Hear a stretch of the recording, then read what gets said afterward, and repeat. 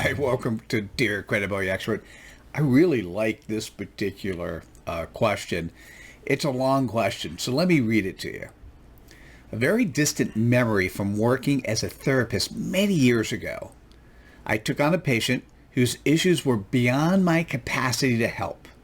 A combination of arrogance, naivete, and desire to help. It didn't work out well.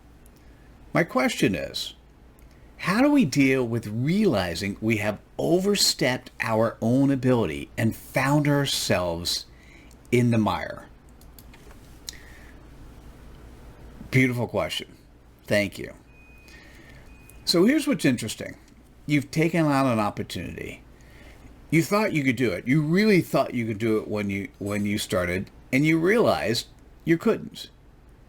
So, first of all, as soon as you start realizing that, you want to validate that this is something that you really can't do. And as soon as you realize that this is beyond your ability, now here's where it gets interesting. It may actually be beyond your ability, or it may be something that you can grow together with the client. But there really is only one choice at this stage. And that is, you need to actually come right out and talk to the client. You need to actually tell the client that you're 100% sure that you're not necessarily the right person. Let me rephrase that. You're not 100% sure that you're the right person to solve this. And you could say, listen, and you'd say exactly why. And say, so here are choices, right? We can try to work on this together as I grow and learn, a choice. Another choice is, this is not going to work at all. Let me try to help you find the person that can do this. And if you want, we can either interview together, or this is not going to work at all. Are you ready? Let me refund you the money because this really wasn't the right thing to do. And I'd like to have you then find the right person that will work for you. Let me know if you need any help. I think it's okay if you really thought in your mind you could solve a problem that you took it on. I think what's not okay, the stupidest thing in the world I've ever heard is fake it till you make it. You need to have the integrity, internal integrity with yourself, that if you realize that you're not the right person, that you share it. You need to have the authenticity to be that person, be that right person. You need to have the intent and commitment to do the right thing. And at the stage in which you know you're not the right person, like we all have doubts. Oh, maybe I'm not the right person. Maybe there's somebody better. That's not the same. That's not the same as knowing that you're not the right person. And when you know you're not the right person, the best thing you could do moving forward is to admit it. And here's the cool part in today's world.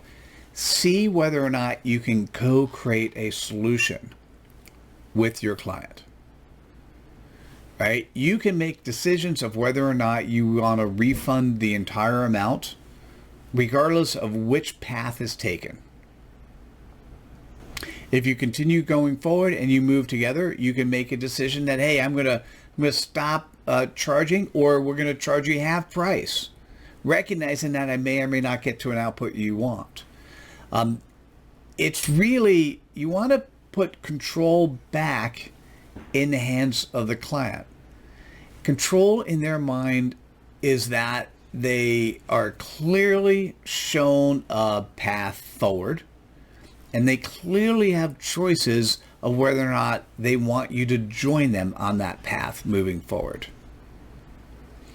This way, regardless of what transpires, you're going to feel comfortable that as soon as you knew you were not the right person, that you let the client know that, and you let the client know that there's a path to move forward, and you let the client make a choice of what path to go on.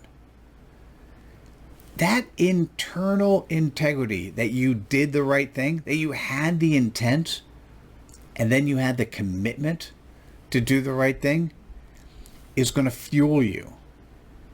It's what makes you the right servant leader. It's what makes you the person who wants to be of service to others, because you're putting the choice in the hands of your client to make the choice that works for them and be ready to accept what they choose. You know, it was so funny. I was trying to think about other things that make sense. I was trying to think about other ways to go about this scenario. And it really is pretty straightforward, right? It really comes down to, if your intent and commitment to do the right thing, if you really felt like you could be of service, if you felt this was the right thing to say yes to at the time you started, then it fit the parameters. If over time you realize that it's not, you've done the best thing possible to be able to help your client figure out how they can get to a solution that may or may not involve you. Once again, you're doing it with the best interest of the client in mind. Now, what you may end up doing is you may be looking at your intake processes. You may be looking at the procedures you have in place of who you accept and why. You may be a little more cautious the next time when somebody comes around and they're not exactly there. On the other hand, you may end up using this as a learning opportunity to grow with the client and to be able to become that person who could actually help solve this going forward. I think as I've been thinking through this, it really comes down to you doing the right thing, right? And you might say, all right, Mitchell, what does that mean? Doing the right thing is doing the right thing in the eyes of the client. It's doing the right thing in a way in which the client is satisfied that you've delivered a solution, or try to deliver a solution, or help your client reach a solution, or as gracefully as possible, backed out of being that service provider. Regardless what the client chooses, this is an opportunity for you to grow and learn. This is an opportunity for you to become a better person tomorrow than you are today. Don't squander that opportunity. Even if the client decides to take a refund and go elsewhere, you do need to spend time thinking about researching and being clear of when to say yes and what you're going to do and when to say no. So in summary, if you've taken on a client and you've bit off more than you can chew, you have to make decisions on how best you could serve the client. And in some cases, it could be working together to co-create a solution. In others, it may be processing a refund and backing out. What you want to do overall, though, is you want to make sure you do the right thing. You want to make sure you do the best thing you can in the eyes of the client, and more importantly, in the eyes of your heart, so that the next time a situation like this comes around, you're feeling like you're making the right decision. Anyhow, good luck. Hope you enjoy it. Have yourself a great time. Please keep sending the questions, comments. Let me know what you think about this response. I look forward to seeing you at the next episode of Dear Credit Buddy Expert. Bye now.